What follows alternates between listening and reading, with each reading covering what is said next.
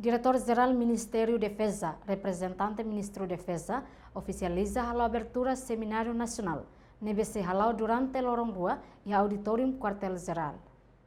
Seminário Nacional o tema Política Ministério da Defesa NIAN, ato promove boa governação e da transparência, contabilidade, eficiência e eficácia.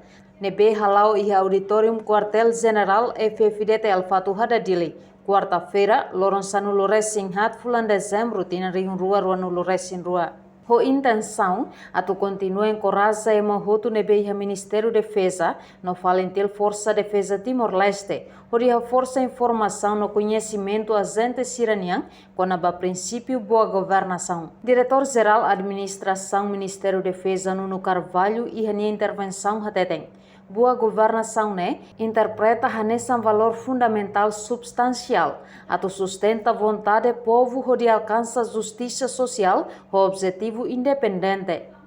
Tópico, boa governação ou good governance, interpreta nesse valor fundamental no substancial, o sustenta a vontade do povo de alcançar justiça social, o objetivo independência no desenvolvimento e sustentável.